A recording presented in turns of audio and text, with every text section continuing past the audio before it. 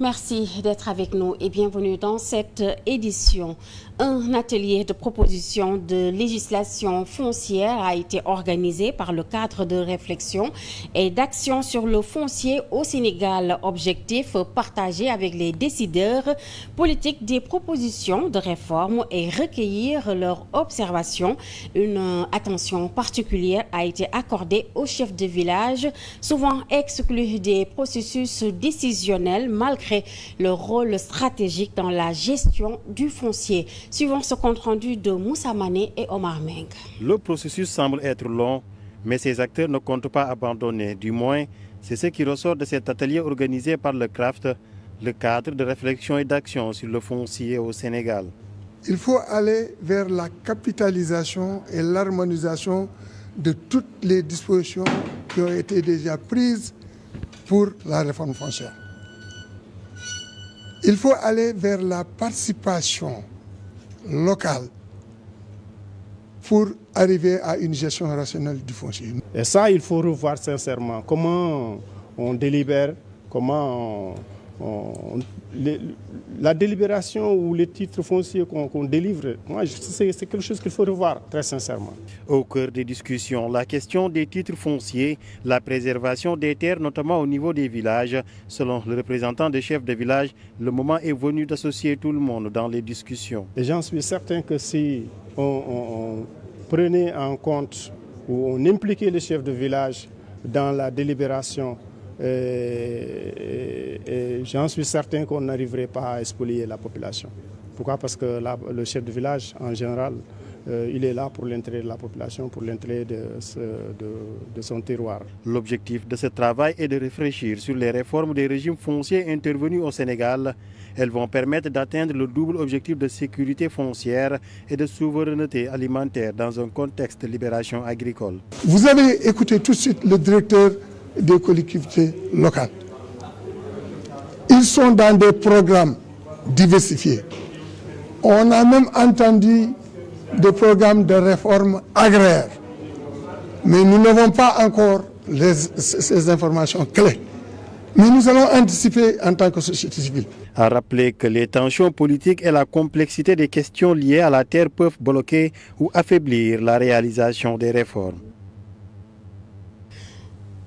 Dans ce contexte, la parole a été donnée aux chefs de village, particulièrement ceux des zones reculées. Lors de cet atelier, le représentant général des chefs de village de Matam, Aboubakry Ndao, a mis en lumière les difficultés rencontrées par ces responsables locaux. Exclus des décisions stratégiques, ces communautés se retrouvent dans une situation de vulnérabilité accrue, menaçant le développement des populations rurales. Si on veut que les chefs de village donnent leur avis, il faut d'abord qu'ils soient impliqués. Mais c'est regrettable de le dire, la plupart des questions sont abordées vraiment en occultant les chefs de village. Aujourd'hui, les chefs de village sont bien organisés au niveau national. Partout où vous êtes dans le Sénégal, il y a des associations au niveau communal, tout comme au niveau départemental et au niveau national. Donc même si on ne peut pas convier les chefs de village à toutes les rencontres concernant des questions importantes de la vie de la nation, mais on peut convier les représentants. Toujours dans le cadre des revendications, cette fois-ci, ce sont les élèves et étudiants qui font entendre leur voix. L'Association des élèves et étudiants techniciens du Sénégal a organisé une marche nationale pour alerter sur la situation de nombreux bacheliers orientés dans des filières inadéquates à leur cursus. Ces orientations, selon l'association, risquent d'entraîner des abandons et des années blanches. Leur principale revendication, la création d'une université technologique dédiée à leur filière de prédilection. Récit Djibril Diallo. Ce sont des élèves et étudiants de l'enseignement technique. Ils marchent pour dénoncer de nombreuses difficultés auxquelles ils sont confrontés.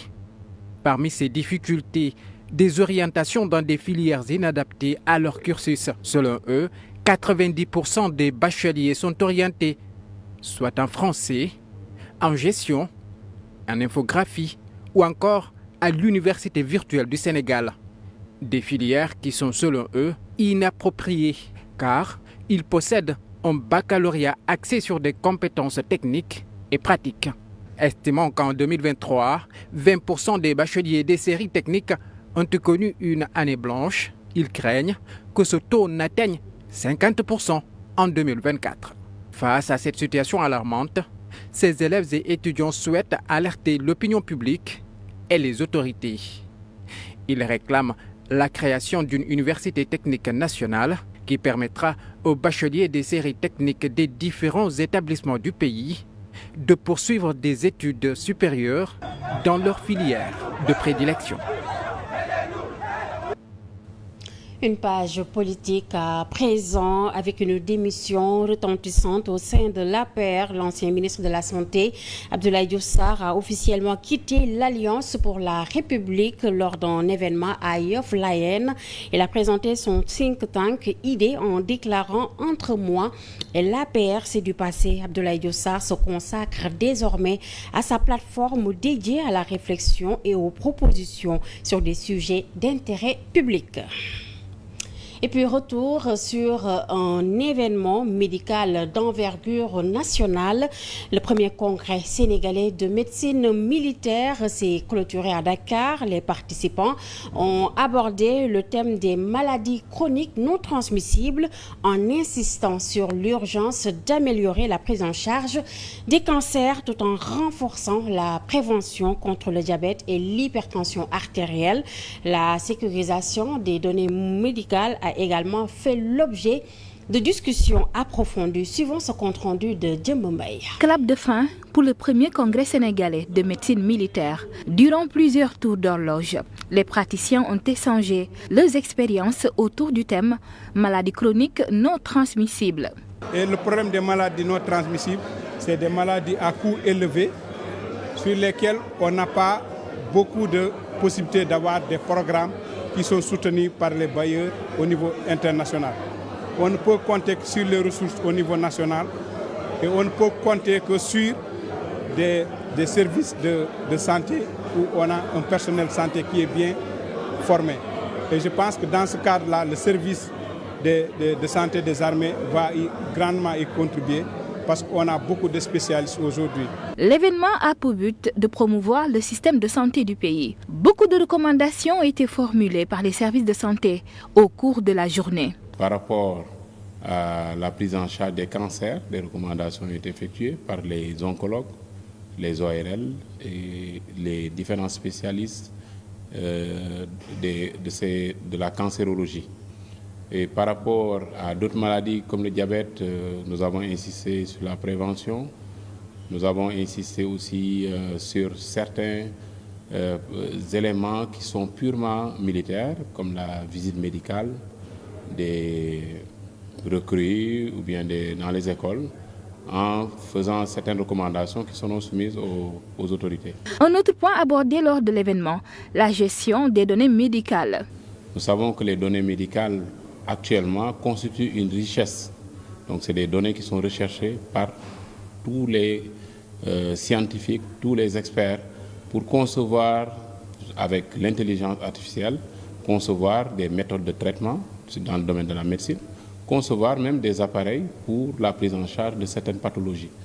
Le congrès est également le lieu d'honorer les officiers qui se sont distingués de par leur dévouement au service de la santé.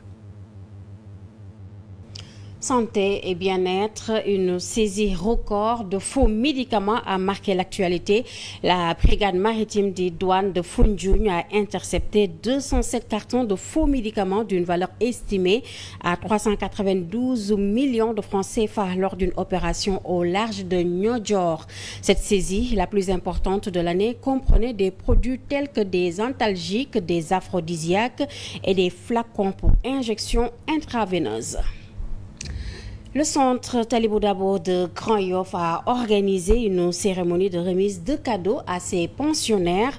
Le nouveau directeur, Dr Benoît Diouf, a présenté sa feuille de route pour le développement du centre. Des députés présents, eux-mêmes concernés par le handicap, ont promis de plaider pour les droits des personnes en situation de handicap. Un récit de Omar Thiam et Papa Ousseynou Ngom. C'est Noël avant l'heure, ici au centre Talibou Dabo de Grand Yoff, où la joie de vivre se lie à même le visage de ces jeunes enfants.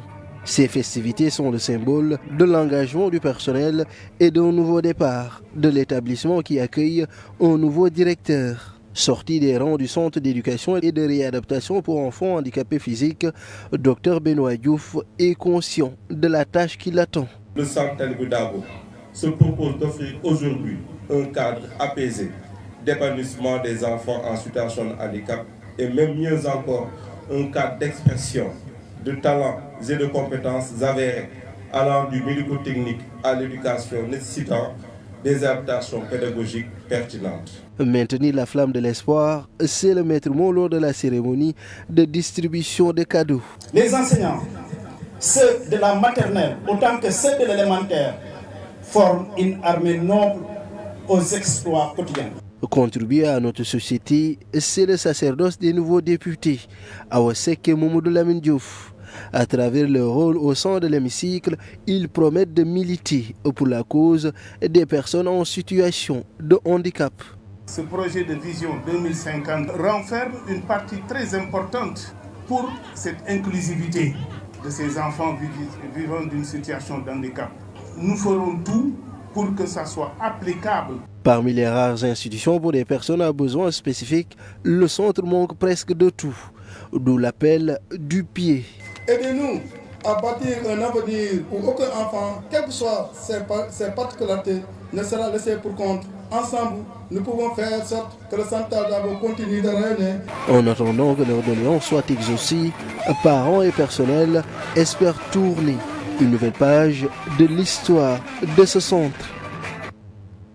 Sur le plan diplomatique, le Sénégal et la Gambie renforcent leur coopération économique.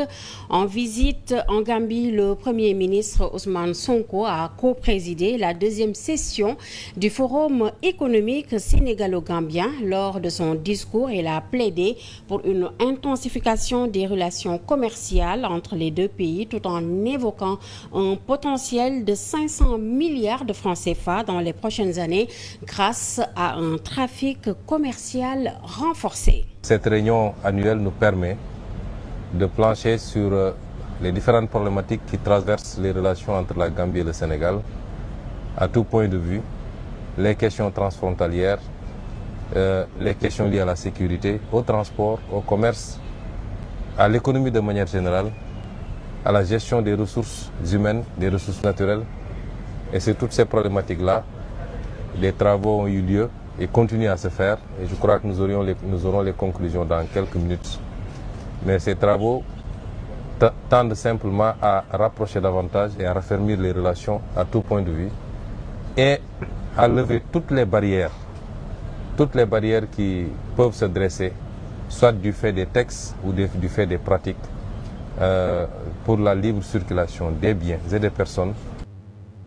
C'était là le Premier ministre Ousmane Sonko en visite en Gambie. Et puis, préparation du Gamou annuel de Serigne Moustapha Ndiéguène, focus sur les dispositifs mis en place en comité départemental de développement, s'est tenu pour planifier la 68e édition de l'événement. Abdou Sarr, coordonnateur de cette grande tenue, a détaillé les mesures prises, notamment en matière de sécurité, et a présenté les deux thèmes centraux de cette année. Deux thèmes principaux que nous avons choisis. Le premier thème était axé sur le rôle du citoyen face à l'autorité dans un pays en voie de développement. Parce que simplement, le marabout a constaté, et nous tous nous avons pu constater, l'existence, la prolifération d'une violence verbale extrême qui dépasse l'extraordinaire.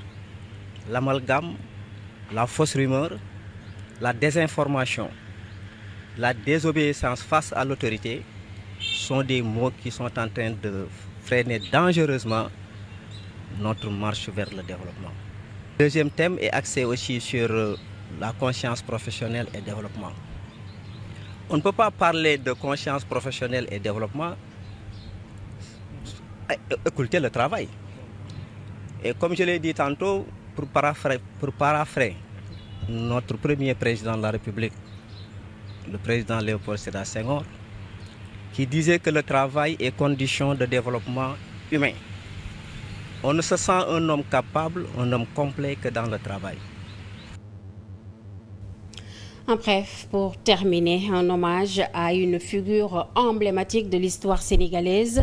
Il y a 23 ans, disparaissait Léopold Sédar Senghor, poète, président et premier chef d'État du Sénégal indépendant. Son héritage reste marqué par des avancées démocratiques, mais aussi des périodes de tension sociale. Senghor demeure l'un des rares dirigeants africains de son époque à avoir quitté volontairement le pouvoir, établissant un précédent glorieux pour la démocratie sur le continent africain. Cette édition, merci à vous tous de votre attention. Bonne suite des programmes sur la 7 TV. Au revoir et bon week-end.